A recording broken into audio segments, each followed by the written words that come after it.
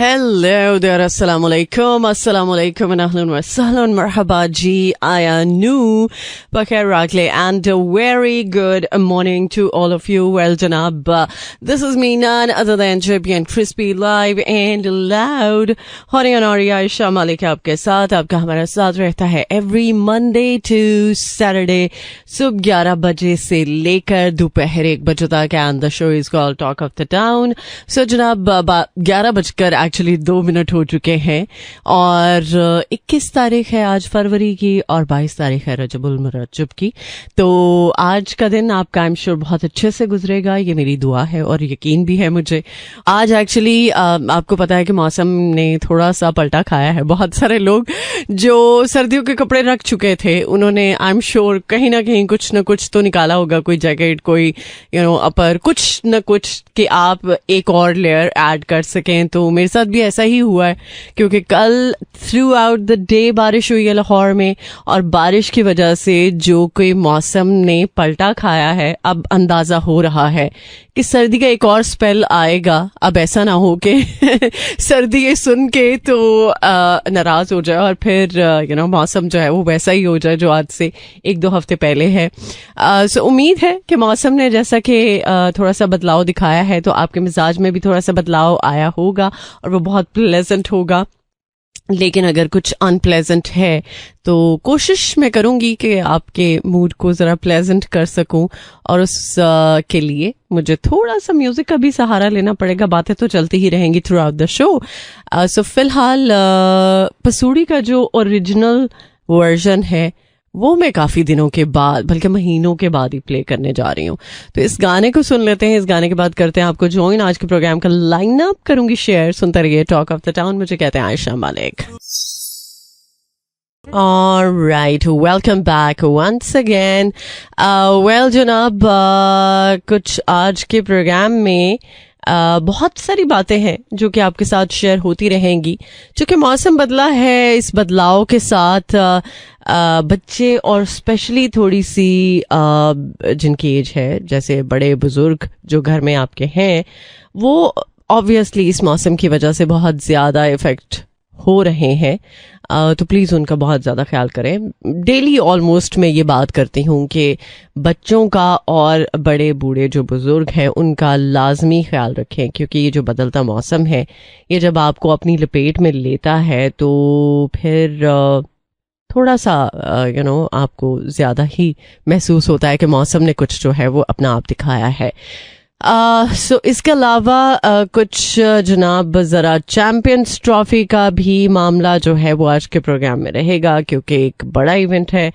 गो के पहला मैच हम हार चुके हैं और बहुत सारे लोगों का मोरल डाउन है. लेकिन अगर मोरल डाउन है तो अब भी होगा इंशाल्लाह जब हम अच्छा परफॉर्म करेंगे, जब हम इंशाल्लाह इंडिया को हराएंगे इंशाल्लाह.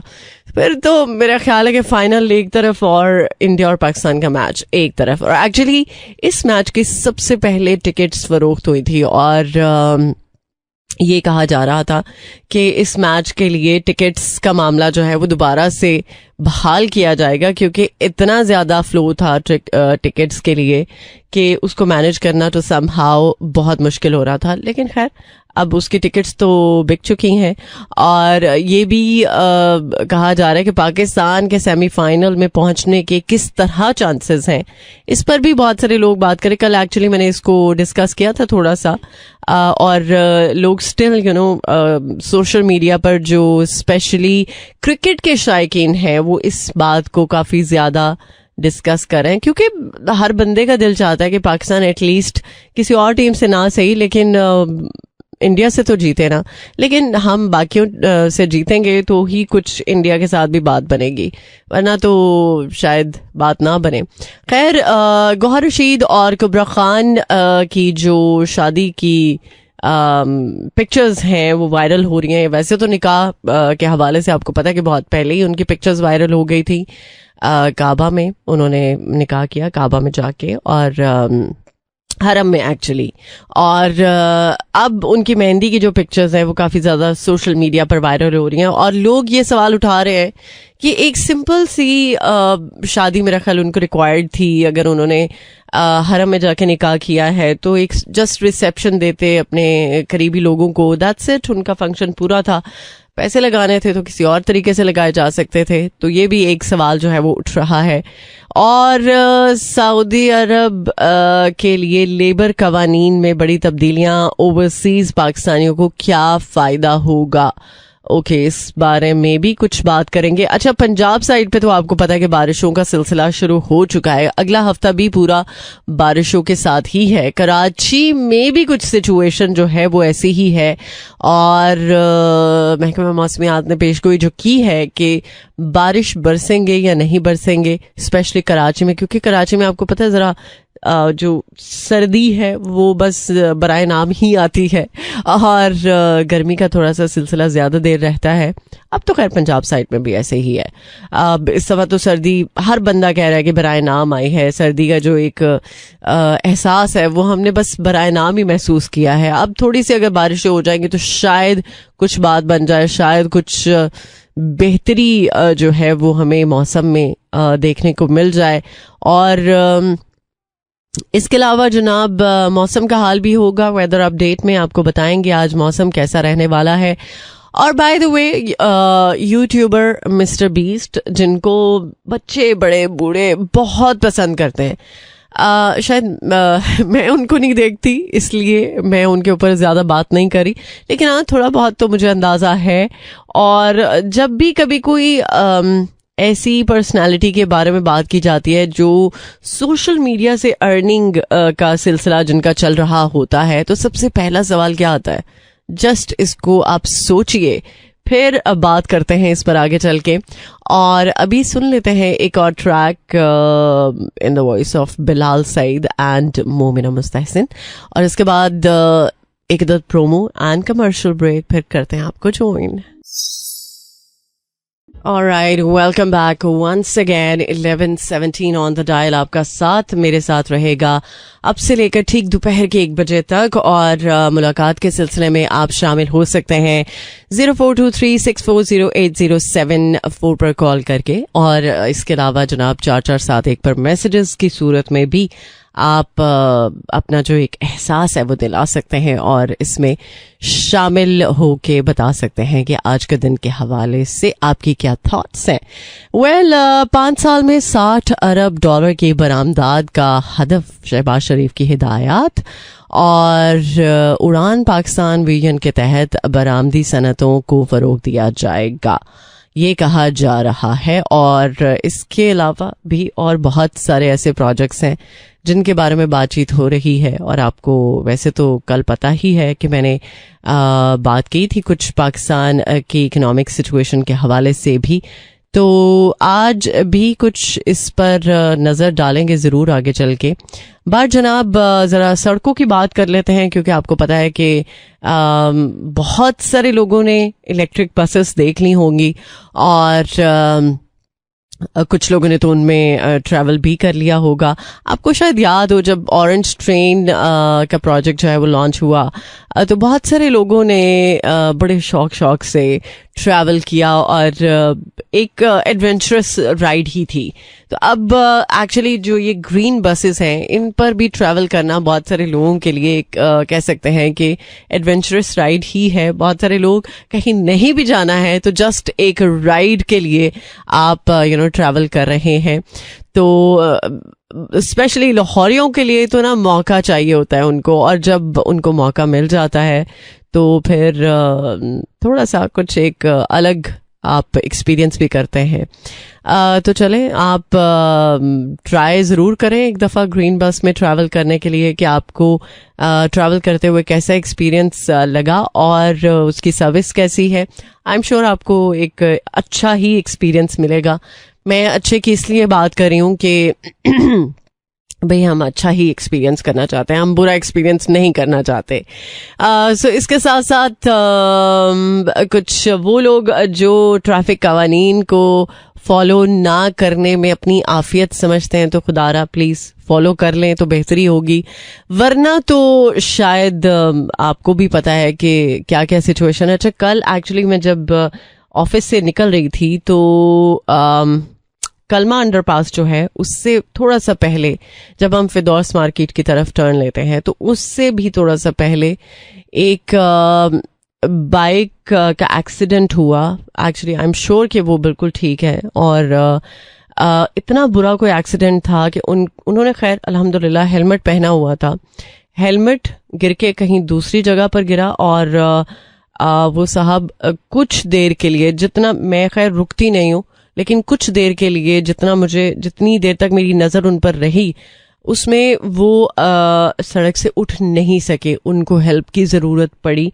बहुत सारे लोगों ने उनकी हेल्प की, बट एक आपसे रिक्वेस्ट है कि जब बहुत ज़्यादा ट्रैफिक होती है तो प्लीज़ एक दूसरे का ख्याल रखें। सड़कों पर ये नहीं कि सिर्फ आप ही निकले हैं तो आप ही को पूरा राइट है कि आप सड़कों पे अपनी क्या अजारादारी शो कराएं, बट प्लीज़ कोशिश करें कि आप एक दूसरे का ख्याल रखें। ख़ास तौर पर जो बाइकर्स हैं वो भी इस बात का ख्याल रखें कि जब जैसे ही उनको कहीं से कुछ जगह मिलती है तो वो निकल पड़ते हैं, और ख़ास तौर पर आप अगर बाइक राइड कर रहे हैं तो प्लीज़ बहुत एहतियात के साथ हेलमेट का इस्तेमाल आपके लिए जो कि ज़रूरी है, तो बहुत एहतियात के साथ बाइक राइड करें। और जो आपकी लेन है, कहीं कहीं कुछ कुछ जगहों पर आपको पता है कि लाहौर में बाइकर्स के लिए एक लेन है।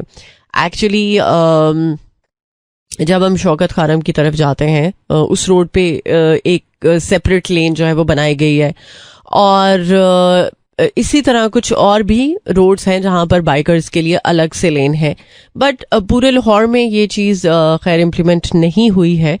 तो आप सबसे रिक्वेस्ट है कि जो स्लो लेन है उस पे ही आप प्लीज़ अपनी बाइक चलाएं, और जो फास्ट लेन है, अक्सर औकात बाइकर्स जो है वो फास्ट लेन में आ जाते हैं और फिर उनको बताना पड़ता है कि प्लीज़ थोड़ा सा साइड पे हो जाए। तो बस थोड़ा सा एहतियात करें ड्राइव करते हुए, सड़कों पर निकलते हुए, जो कि आपकी सेफ्टी के लिए है एक्चुअली। और मेरा ख्याल है कि अब कितना इस पे बताया जाए या समझाया जाए कि आप प्लीज़ समझ जाएं, आप प्लीज़ ज़रा होश के साथ सड़कों पर निकलें, क्योंकि आपकी जो जान है वो आप ही के लिए इम्पोर्टेंट नहीं है, आपके पीछे बहुत सारे लोग जो हैं वो आपका इंतज़ार करें कि आप खैर आफियत के साथ घर आएं, और घर आएं ताकि आपके जो फैमिली के लोग हैं वो आपसे मिल सकें।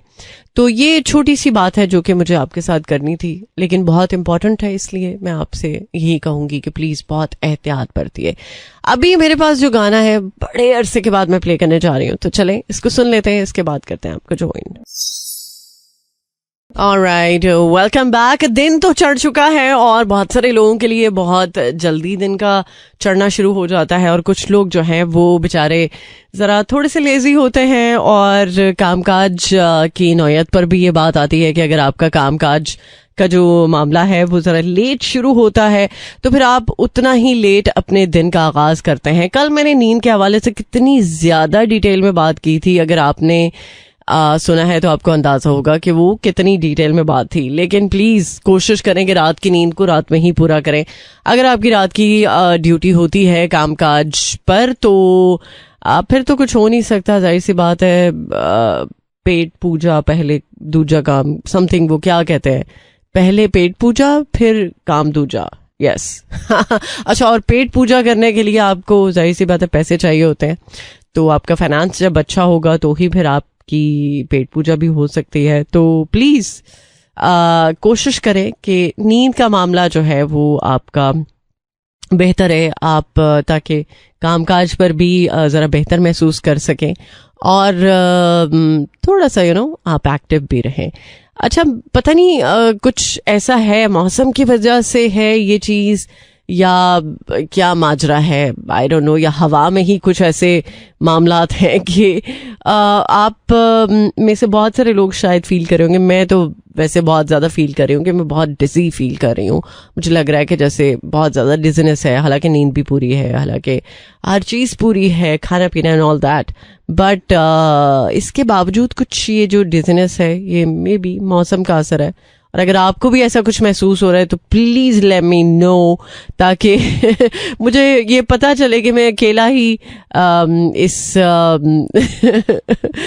दुनिया में नहीं हूँ, अकेली ही बंदी नहीं हूँ, एक्चुअली अकेला क्या, अकेली बंदी नहीं हूँ जो ये महसूस कर रही हूँ।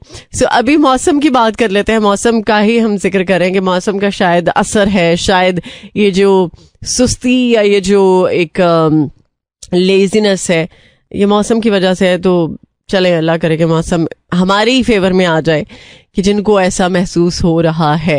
वेल, आज इस्लामाबाद, लाहौर, सियालकोट, बहावलपुर, रावलपिंडी में क्या सिचुएशन है मौसम की, जरा देख लेते हैं वेदर अपडेट में। आज इस्लामाबाद में इस वक्त 16 degree centigrade, partly cloudy weather, maximum 18, minimum 10 and humidity level 52%। और लाहौर में 17 degree centigrade, maximum 20 degree, minimum 11 and humidity level 84%। और बहावलपुर में 18 degree centigrade, maximum 22, minimum 13 and humidity level 72%। और सियालकोट में 18 degree centigrade, maximum 20 degree, minimum 11 and humidity level 64%। और mostly cloudy weather ही है हर जगह पर जहां पर भी हमने मौसम को लेकर बात की है।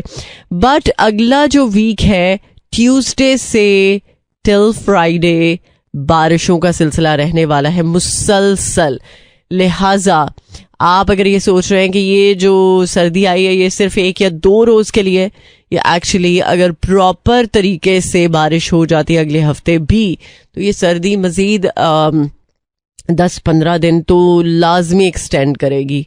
और फिर जाहिर सी बात है रमज़ान भी आ जाएगा इंशाल्लाह।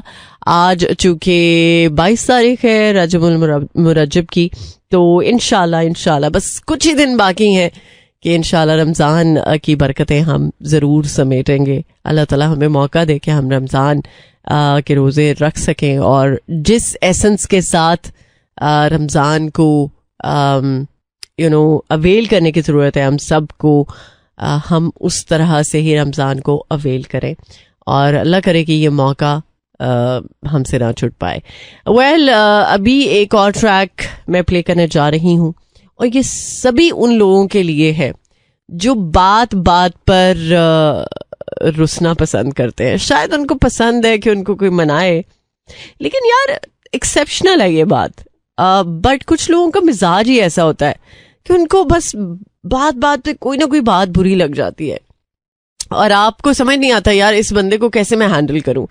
और ऐसे लोग जब आपकी जिंदगी में होते हैं, आपकी ऐसे ही एनर्जी ड्रेन होना शुरू हो जाती है। तो बजाय आप अपनी एनर्जीज को ड्रेन करें, कोशिश करें कि उनके साथ कोप करने की बजाय आप उनको उनकी जो सिचुएशन है उस पर छोड़ दें।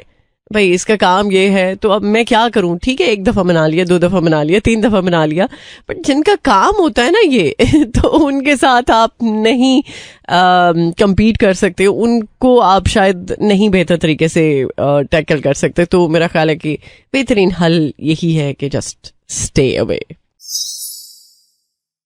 लगता है कि यार यही एक काम है जो कि करना बहुत ज़्यादा ज़रूरी है। अब इंटरेस्टिंगली हुआ क्या है कि मैंने जो अपना रिकॉर्डर है वो ऑन नहीं किया, और मैंने इतना लंबा लिंक जो है वो दे दिया, और मैं ये सोच रही हूँ कि अच्छा चलो अब मैं एक गाना भी प्ले कर देती हूँ। सो बाय द वे, हमने हानिया आमिर की शादी की नहीं बात की, हमने उनके डेब्यू की बात की है, क्रॉस द बॉर्डर, जो कि दिलजीत दोसांझ के साथ होने जा रहा है इन सरदार जी 3, और इसमें नीरू बाजवा जो है वो उनके साथ होंगी।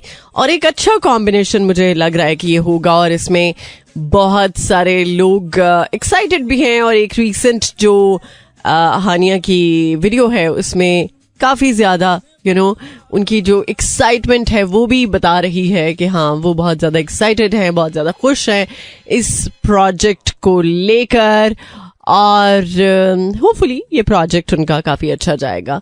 और जिस तरह उन्होंने अपने पहले प्रोजेक्ट्स में बहुत ज़्यादा लोगों को एक अच्छी क्वालिटी एंटरटेनमेंट दी है, वो इसी चीज़ को कंटिन्यू रखेंगी और इसी चीज़ के साथ अपना एक नया जो मोड़ है उस पर चलेंगी, ताकि उस मोड़ पर आने वाले जो भी लोग होंगे, जो नए होंगे एक्चुअली, वो उनको प्रेज ज़रूर करेंगे. सो फिलहाल जो गाना मैंने अभी प्ले कर दिया है ये एक्चुअली डेडिकेट होता है हानिया आमिर को, क्योंकि वाकई में वो बहुत सोनी है, बहुत खूबसूरत है माशाल्लाह से. सो अल्लाह ताला उनको बुरी नज़र से बचाए. और आपको पता है कि जब उनका ये जो लास्ट ड्रामा था कभी मैं कभी तुम, उसके बाद जो उनके मिलियंस ऑफ फॉलोअर्स मिले हैं उनको, वो बहुत बहुत बहुत एक मेजर चेंज था. वो शायद पाकिस्तानी आर्टिस्ट में वाहिद है जिन्होंने बहुत ज़्यादा कह सकते हैं कि कम टाइम में अपने जो फॉलोअर्स हैं, क्योंकि आपको पता है आजकल फॉलोअर गेम है, तो ये चीज़ उन्होंने इतने कम अरसे में एकदम से अचीव की है, जो कि बहुत अमेजिंग है. इससे साबित होता है कि उनका काम जो है वो लोगों को बहुत पसंद आ रहा है. सो फिलहाल सुन लेते हैं इस गाने को, इसके बाद करते हैं आपको ज्वाइन. सुनते रहिए टॉक ऑफ द टाउन. कितना सोना तेनू रब ने बनाया. वेल अक्सर औकात हम ये भूल जाते हैं और किसी ऐसे कॉम्प्लेक्स में आ जाते हैं कि हमें लगता है कि यार हमारा ये नहीं ठीक, वो नहीं ठीक, और इसी वजह से आजकल आपको पता है कि एस्थेटिक गेम जो है वो बहुत ज़्यादा ऑन है. और जितने भी लोग जो एस्थेटिक क्लिनिक्स चला रहे हैं उनको ये मौका मिल जाता है कि वो लोगों को फिर अपने झांसे में ले लें और मुख्तलिफ तरह के जो ट्रीटमेंट्स है. ठीक है, समझ आता है कि स्किन के हवाले से जो चीज़ें हैं वो बहुत महंगी होती हैं और स्किन का ख्याल जो लोग बहुत ज़्यादा रखते हैं तो उनके लिए एक टाइम ऐसा आता है कि उनको रियलाइज़ होता है कि यार कुछ गड़बड़ है, कुछ ऐसा नहीं है जो कि ठीक हो. तो इस वजह से वो कभी कभार ज़रूर ट्राई करते हैं कि चलो एस्थेटिक क्लिनिक्स जाया जाए और देखा जाए कि उनका क्या कहना है या उनकी क्या राय है. तो जब वो जाते हैं बस उनके जाने की देर होती है और साथ ही फिर उनको एक खर्चे का पर्चा मिल जाता है कि आपको ये भी कराने की ज़रूरत है, आपको वो भी कराने की ज़रूरत है, और आप अगर ऐसे कराएंगे तो ऐसे हो जाएगा, वैसे कराएंगे तो वैसे हो जाएगा, तो समथिंग लाइक दैट. तो प्लीज़, मैंने आपको शायद एक चीज़ बताई थी कि कोकोनट ऑयल जो है वो आपकी स्किन के मॉइस्चर को बरकरार रखने के लिए सबसे ज़्यादा ज़रूरी है अगर आप अपनी स्किन का वाकई में ख्याल रखना चाहते हैं. और झुर्रियाँ क्यों पड़ती हैं? जब आपकी स्किन का मॉइस्चर जल्दी ख़त्म होना शुरू हो जाता है, आप अपनी स्किन की देखभाल नहीं करते, ख्याल नहीं रखते, तो बेहतर है कि आप ज़रा अच्छा खासा मॉइस्चराइज़र जिस पे आप बहुत ज़्यादा आप अच्छी खासी रकम भी खर्च करते हैं, तो बेहतर है ना कि जो आपको एक चीप में चीज़ मिलती है जिसका फ़ायदा भी है, जो ऑर्गेनिक भी है और उससे आपको रिजल्ट्स भी मिलेंगे, तो आप उसको ट्राई ज़रूर करें. बहुत सारे लोग ऐसे भी हैं जो अपने ख़ासतौर पर जो ख़वातीन मेकअप में बहुत इन होती हैं, वो आजकल का ये जो एक ट्रेंड है कि ग्लो जो है वो आपके फेस पे दिखना चाहिए और उस ग्लो के लिए कुछ एक हिडन कह सकते हैं कि कोई टिप होती है जो कि हर कोई नहीं बताता. तो मैं बता देती हूँ कि आप अगर अपने फेस को मेकअप से पहले जो प्रेप करते हैं, जो एक प्रेपरेशन होती है आपके फेस की, उसमें अगर आप कोकोनट ऑयल का इस्तेमाल कर लें तो ट्रस्ट मी आपके स्किन का वो जो एक कोरियन ग्लो है वो भी आएगा और टेक्सचर को आप नहीं छुपा सकते. जितना मर्जी आप पोर्स को मिनिमाइज कर लें, पोर्स के लिए आप प्राइमर का इस्तेमाल कर लें, जो मर्जी कर लें, लेकिन जो आपके स्किन का एज के साथ टेक्सचर बन जाता है उसको आप गायब नहीं कर सकते और उसको गायब करना चाहिए भी नहीं. जो नेचुरल है उसको ओन करना ज़्यादा इम्पोर्टेंट है, ना कि आप इस बात को सोचें कि चलो यार कोई बात नहीं, हम थोड़ा सा चीटिंग कर लेते हैं. चीटिंग किससे करनी है? आपने अपने आप के साथ चीटिंग करनी है. तो बेहतर है जो है सो है, उसके साथ आप मेरा ख्याल ज़्यादा कॉन्फिडेंट दिख सकते हैं अगर आप चाहें तो वो ख़वातीन जो इसमें बड़ी परेशान होती हैं कि एस्थेटिक क्लिनिक्स जाया जाए और ये कराया जाए वो कराया जाए, बेहतर है घर में बैठा जाए और अच्छा खासा घर पे आप कोकोनट ऑयल के साथ मसाज करें, अपने जो डेड सेल्स हैं उनको रिमूव करें। डेली बेसिस पर भी अगर आप मसाज करें और क्लेंजिंग करें तो आपकी स्किन आपको अच्छा रिस्पॉन्स देती है। और ये जो फार्मूला क्रीम्स हैं प्लीज़ उनको अवॉइड करें, उनका इस्तेमाल भी आपकी स्किन को पतला करता है और जब पतली स्किन हो जाती है तो झुर्रियाँ भी बहुत जल्दी आना शुरू हो जाती हैं। वक्ती तौर पर तो आपको लगता है ओहो हो स्पॉटलेस स्किन मिल चुकी है आपको। अभी भी ये अलमिया है हमारा कि अभी भी हमें जो है वो गोरा रंग की चाहिए, अभी भी हमें गोरी चमड़ी जो है वो अट्रैक्ट करती है। अभी भी हम ये सोचते हैं कि यार किस तरह से अपने रंग को गोरा किया जाए, तो उसके लिए हम ज़रा जतन भी करते हैं। हमें लगता है कि कुछ ना कुछ एक्सपीरियंस ऐसा हो हमारा कि जिससे हमें थोड़ा सा फ़ायदा भी मिल जाए। अच्छा, बाय द वे, गोरे रंग पर आपको पता है ना गाने बहुत बने हैं, तो गोरे रंग की बात हो रही है तो एक गाना मेरे इंस्टेंट जहन में आया तो मैंने सोचा कि वो प्ले भी करते हैं। गो कि ये अप्रोच ठीक नहीं है गोरे रंग की, बट हाँ आप में से बहुत सारे जो लिसनर्स हैं मेरे वो इस बात में अवेयर है कि जो है सो है, उसको ओन करना ज्यादा खूबसूरती की अलामत है, ना कि आप उसमें अनकंफर्टेबल हो जाएं। तो कोशिश करें अपने आप को हर हाल में कंफर्टेबल करें। अच्छा, इशारा मुझे जो घड़ी दे रही है ना वो ये है कि भाई अभी इस गाने को नहीं मैं चला सकती, इस गाने को मैं चलाऊंगी but right after commercial and time check. तो उससे पहले जो गाना प्ले हो सकता है तो उसको प्ले कर लेते हैं। अब आप चेक करें कि गाने में कितना कुछ क्लियरली बताया है कि अगर तो गोरा रंग है फिर तो बात ठीक है, अगर गोरा रंग नहीं है तो फिर तो बात नहीं बनेगी। तो ये अलमिया अभी भी है बहुत सारे लोगों का। अभी भी बहुत सारी ख़वातीन जब उनका कोई स्पेशल डे होता है तो उनकी ख्वाहिश होती है कि अच्छी खासी जो है वो ब्लीच कर ली जाए, ये जो फार्मूला क्रीम्स हैं उनका इस्तेमाल कर लिया जाए। तो प्लीज़ प्लीज़ आपसे रिक्वेस्ट है, गुजारिश है कि अगर वाकई में आप चाहते हैं कि आप की स्किन अच्छी रहे, ये नहीं कि आप गोरी दिखेंगी तो ही आप खूबसूरत दिखेंगी। अगर आपकी स्पॉटलेस स्किन है बट रंगत जैसी मर्जी भी है, उसमें आप बहुत खूबसूरत दिख सकते हैं। बस ये आपकी सोच में है कि शायद आप खूबसूरत नहीं दिखेंगी। सबसे ज़्यादा तो खूबसूरती इसमें है कि 5 वक्त का आप वुज़ू करें और आपके चेहरे पे ना ग्लो आए तो आप मुझे कहिएगा। सीरियसली इस बात को आप एक्सपीरियंस करके देख लें, बाकी सारी चीज़ें साइड पे करें।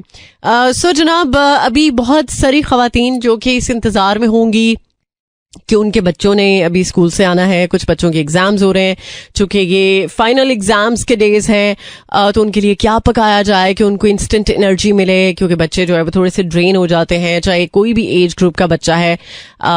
स्पेशली जो छोटे बच्चे हैं वो अपने खाने पीने में थोड़ी सी जो है वो ऐसी चीज़ें शामिल कर लेते हैं जो उनकी सेहत के लिए अच्छी नहीं होती, और स्पेशली बच्चों की भूख मर जाती है। बहुत सारी माएँ इस बात को लेकर भी बड़ी परेशान होती हैं कि बच्चे जो है वो कुछ खाते नहीं हैं, बस उनको स्नैकिंग चाहिए होती है हर टाइम, उनको कैंडीज़ या ये जो स्नैक्स हैं वो चाहिए होते हैं, या ये जो प्रोसेस्ड फूड है उस पर बच्चे जो है वो ज़रा ज़्यादा रिलाई करते हैं और माएँ परेशान भी होती हैं एक्चुअली।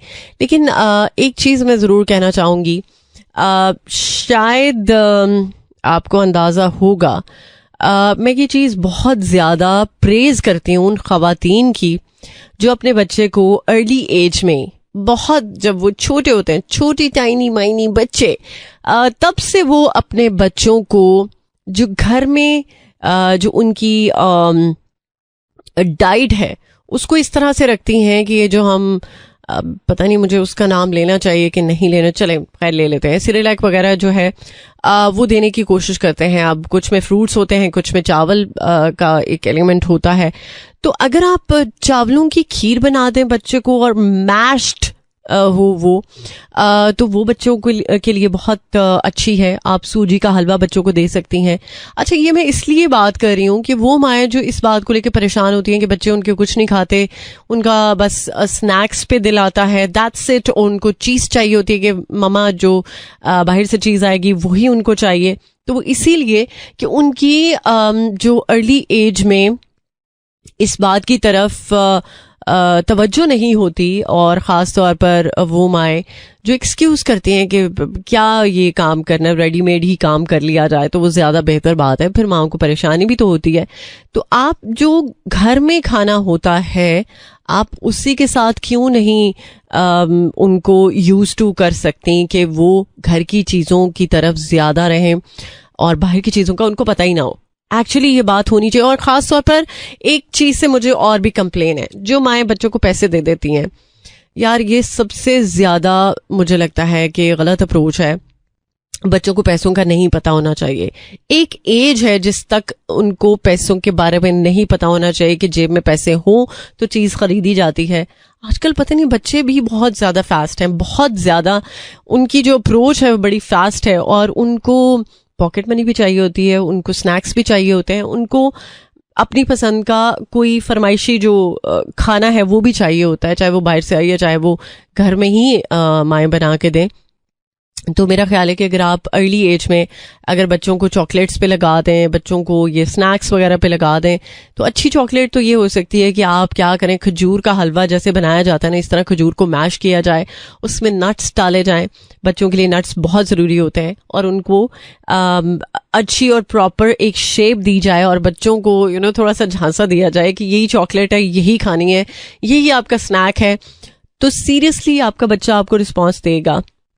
जिस तरह की आप आदतें उसकी डेवलप करेंगे उसी तरह से उसका रिस्पांस जो है वो आपको मिलना शुरू हो जाएगा। आज पता नहीं क्यों बच्चों के हवाले से मैं ज़्यादा बात कर रही हूँ, मे भी शायद इसलिए कि मैं बहुत सारी चीज़ें खुद भी ऑब्जर्व करती हूँ, देखती हूँ कि अगर बच्चों के लिए माँओं की अप्रोच जो है वो पॉजिटिव नहीं होगी, रेडीमेड नहीं होगी, तो बच्चों की ग्रोथ भी अच्छी होगी, बच्चों की प्रोडक्टिविटी भी अच्छी होगी, और बच्चे एक्टिव भी होंगे। तो प्लीज थोड़ा सा ये जो जब तक बच्चा आपके कंट्रोल में है तब तक की मेहनत है, उसके बाद जब बच्चा बाहर निकलेगा आपकी गोद से तो फिर तो जाहिर सी बात है उसको अपनी मर्जी करने की इजाजत होगी, लेकिन मर्जी वो इस तरह से करेगा कि उसको जाहिर सी बात है जिस चीज की आदत होगी वो वही आपसे फरमाइश करेगा, उसको दूसरी चीजों का टेस्ट अच्छा नहीं लगेगा। गो के जो ये बाहर का खाना है उसमें कुछ ऐसे सीक्रेट इंग्रेडिएंट्स होते हैं जो आपको अपनी तरफ खींचते हैं, बट अगर आपने अपनी ममता का प्यार कहना चाहिए जो खाने में डाला होता है ना, वो कहीं नहीं उसको मिल सकता। तो प्लीज थोड़ी सी मेहनत कर ले, आपका बच्चा आपके हाथ में ही रहेगा, आपका बच्चा हेल्दी खाएगा, आपका बच्चा वो सब करेगा जो उसकी सेहत के लिए भी अच्छा है, और आपको भी वो चीज़ देख के अच्छा महसूस होगा। और स्पेशली बहुत सारे बच्चों को ये गट का प्रॉब्लम होता है, कॉन्स्टिपेशन का इशू होता है। अक्सर औकात ये देखा जाता है कि बच्चे फ्रूट्स की तरफ आते ही नहीं है। अगर बच्चे फ्रूट्स खाएं तो ये पॉसिबल ही नहीं है कि उनको इस तरह की कोई प्रॉब्लम हो, तो उनको ट्राई करें, जो मौसमी फल है वो ज़रूर दें।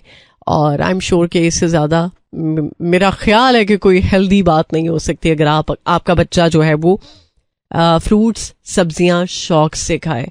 तो ये आपके ऊपर है, आपने उसको किस तरह से लेकर आना है, और अगर अर्ली एज में ले आए तो ज्यादा बेहतर है, वरना थोड़ी सी दिक्कत आपको होगी। Alright, welcome back once again. Well, जनाब 12:19 on the dial। आज चुके फ्राइडे का दिन है, तो बहुत सारे लोग हाफ डे कर रहे होंगे, जाहिर सी बात है। फ्राइडे की हाफ छुट्टी भी होती है ताकि आप जुमा प्रेयर जो है वो टाइमली अदा कर सकें। और इसके अलावा कुछ ट्रैफिक का फ्लो जो है वो भी बहुत ज़्यादा होता है, क्योंकि हर बंदे को होता है कि वो जुमा प्रेयर जो है वो मिस ना कर सके। तो बस एक छोटी सी बात दोबारा से कहूँगी कि प्लीज़ बहुत ज़्यादा कोशिश कर सकते हैं कि आप डिसिप्लिन का मुजाहरा करें सड़कों पर, जब स्पेशली इस तरह का कोई मौका होता है। तो इसके अलावा कभी कभार हम एक चीज़ सोचते हैं कि जिनके साथ हम कुछ भलाई का मामला करते हैं, जिनके साथ हमारा कुछ अच्छाई का मामला होता है, या कह सकते हैं कि जिन पर कभी कभार हम एहसान कर देते हैं किसी अच्छी चीज की सूरत में, तो उनके शर से बचना चाहिए। क्यों कहा जाता है? क्योंकि ऐसे लोग कभी कभार जब उनको कहीं अपने आप को प्रूव करना होता है या कहीं अपने आप को प्रोमिनेंट करना होता है, तो वो आपका भी सहारा ले सकते हैं, आपके कंधे पे रख के बंदूक भी चला सकते हैं। इसलिए क्यों ये बात कही जाती है कि जिस पर एहसान करो या जिसके साथ नेकी करो उसके शर से बचो। हमेशा कोशिश करनी चाहिए कि जब भी आप कभी किसी के साथ कुछ भलाई का मामला करें तो भूल जाएं और ये चीज जहन में रखें कि इसके साथ आपकी कोई भलाई की बात हो चुकी है, तो दैट मीन कि आपको एक कदम जरा पीछे ही रहना है, ना कि आप उस इंसान के साथ ऐसी चीज शेयर करें या ऐसा कोई बॉन्ड बनाएं कि जिसमें आप कभी कहीं किसी मकाम पर किसी जगह पर इस्तेमाल हो जाएं।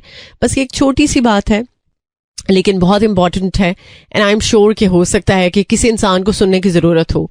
इस बात की वजह से शायद उसको एहसास हो जाए कि नहीं, चलो मैं जो कर रहा था वो ठीक नहीं था, बट हाँ मैं जो अभी कर सकता हूं वो मेरे लिए बेहतर हो सकता है। तो शायद किसी को पुश की जरूरत हो, किसी को मोटिवेशन की जरूरत हो, तो प्लीज आप सबसे रिक्वेस्ट है, या ये कह सकते हैं कि ये आज की थॉट ऑफ द डे है कि जिसके ऊपर एहसान करो उसके शर से बचो। ये इसलिए जरूरी है कि आप आने वाले वक्त में जिन पर बहुत रिलाय करना शुरू हो जाते हैं ना, जिनके साथ आपकी कोई भलाई की बात होती है, नेकी की बात होती है या कुछ अच्छाई की बात होती है, तो कभी कभार वही लोग होते हैं जो आपको डज लगाते हैं, वही लोग होते हैं जो आपको इस्तेमाल करते हैं, वही लोग होते हैं कि जो आपको लेट डाउन कर देते हैं। तो बेहतर है कि अपनी उम्मीदें जो है ना वो जरा ज्यादा ना लगाएं, अपना आप थोड़ा सा कंट्रोल में रखें। सो फिलहाल इसी गाने को सुन लेते हैं और इस गाने के बाद करेंगे आपको ज्वाइन। सुनते रहिए talk of the town. Sometimes आपको तारीफ करने के लिए अल्फाज ही नहीं समझ आ रहे होते कि अगला बंदा जो आपके सामने है वो किस कदर खूबसूरत है। खूबसूरती की अलामत ये नहीं है कि वो दिखने में कैसा लग रहा है, उसका मिजाज, उसका हाव भाव, उसका आपके साथ रवैया, ये भी खूबसूरती की कैटेगरी में आती है। एंड आई एम श्योर कि आपने अपने आप को बहुत अच्छे से कंडक्ट किया होगा और आपकी जो पर्सनालिटी है वो एकदम जादुई है। सो ऐसे लोगों के लिए मेरे पास एक बहुत खास गाना है जो कि मैं ऑलरेडी प्ले कर चुकी हूँ और इस गाने के बाद करूंगी आपको ज्वाइन। सुनते रहिए talk of the town. Feedback के लिए 4471 is the number two text 10 या फिर कॉल कर सकते हैं, डायल कर सकते हैं 0423640874। All right, welcome back once again, 12:38 on the dial. और मुलाकात का सिलसिला आपके साथ रहता है every Monday to Saturday. और by the way, अच्छी न्यूज ये है कि हुकूमत ने बिजली 10 रुपए फी यूनिट तक सस्ती करने का मंसूबा तैयार कर लिया। अच्छा मंसूबा ही तैयार हुआ है, फिलहाल इस पर कोई हतमी बात नहीं हम कर सकते। और एक्चुअली ये कहा है कि हुकूमती मंसूबा जो है वो आइंदा माह IMF वफ्द के दौरे के दौरान सामने रखा जाएगा और ये बात की जाएगी कि अवाम को बिल्स में सहूलत देने के लिए बिजली 8 से 10 रुपए फी यूनिट सस्ती करने का हुकूमती मंसूबा जो है वो है। और उसमें ये चीज इसलिए मेक श्योर की जाने की कोशिश है कि आवाम जो है वो रिलीफ में आ सके। और इस मंसूबे पर अमल के तहत कर्जों की अदायगी में 1.3 खरब रुपए की कमी से गुंजाइश पैदा की जाएगी और कर्जों की कमी से पैदा होने वाली माली गुंजाइश बिजली की कीमत में कमी के लिए इस्तेमाल होगी। और बिजली के शोबे में जो जारी माली नुकसानात हैं वो इस मंसूबे के तहत कम होंगे। और चूंकि IMF का जो वफ्द है वो अगले माह आएगा दौरे के लिए, पाकिस्तान का रुख करेगा और इस दौरे के दौरान ये मंसूबा जो है वो उनके सामने रखा जाएगा। और बिजली के नरखों में कमी के लिए टैक्सों में जो कमी का मंसूबा है वो पहले ही चूंकि मुस्तरद हो चुका है, लेकिन हुकूमती मंसूबे के तहत बुनियादी टैरिफ में 8 से 10 रुपए फी यूनिट तक कमी की जाएगी, ये कहा जा रहा है। तो उम्मीद है कि अगर इस तरह की कोई वाकई में बात है तो अल्लाह करे कि ये मंसूबा जो है वो कामयाब हो सके और इसमें ज़रा हमारे जो लोग हैं, हमारी जो अवाम है, उसको वाकई में रिलीफ मिल सके। ये बराए नाम रिलीफ ना हो बल्कि एक्चुअल में रिलीफ हो। तो कभी हम सोचते हैं कि ऐसा हो पाएगा और कभी हम सोचते हैं कि ऐसा नहीं हो पाएगा। तो मैं यहाँ पर ये कहती हूँ कि हमें ये सोचना चाहिए कि हो जाएगा।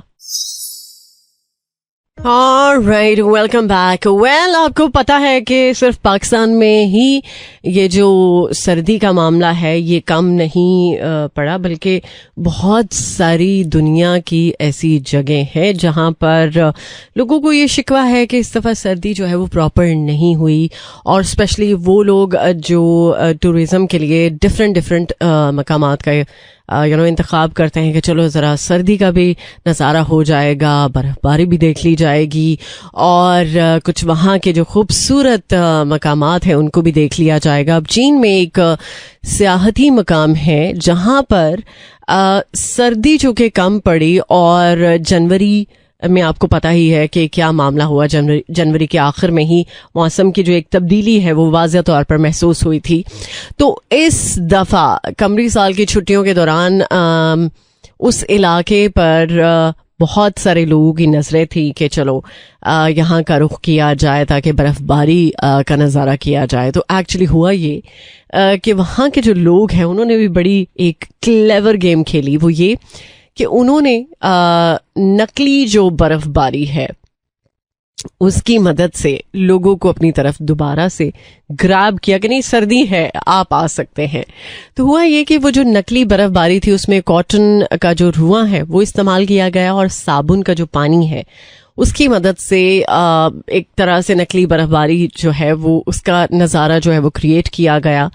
और इस पर जो सियाहती लोग थे उन्होंने रिटेलिएट किया और उस जगह पर जो रहने वाले लोग थे उन्होंने एक्चुअली इस बात को फिर आफियत ही समझा कि भाई माजरत कर ली जाए, ऐसा ना हो कि फिर वहाँ पर दोबारा कोई आने के बारे में सोचे ही ना। नो डाउट वो इलाका बहुत खूबसूरत है और उसके आसपास बड़ी खूबसूरती है, बट ऐसा भी होता है कि जब कभी कुछ आपको जो एक टारगेट होता है वो अचीव नहीं होता हुआ दिखाई देता तो फिर कुछ लोग ऐसा कर जाते हैं। दुनिया भर में ऐसा होता है, ये नहीं कि सिर्फ जुगाड़ी काम जो है वो पाकिस्तान में ही होता है। हर जगह पर जुगाड़ लगाने की कोशिश की जाती है और लोग ट्राई करते हैं कि उनको कुछ ऐसा चांस मिले, कुछ ऐसा मौका दिया जाए कि वो अपना फ़ायदा जो है वो सामने रखें। तो शायद उन लोगों ने भी यही सोचा कि चलो फ़ायदा होगा, लोग आएंगे, विजिट करेंगे, उनका ज़रा थोड़ा सा काम चल जाएगा। बट लोग भी बड़े तेज़ हैं, लोगों ने तो खैर उस बात को बहुत जल्द नोटिस में लिया और फिर उन्होंने कंप्लेन भी की और कोशिश की कि भाई ये कंप्लेन जो है वो दोबारा ना हो, ऐसा माजरा जो है वो दोबारा से ना उठ खड़ा हो। तो उनको ज़रा सबक सिखाया। तो फिलहाल अभी मेरे पास एक और बल्कि सेकंड लास्ट ट्रैक है इस शो का।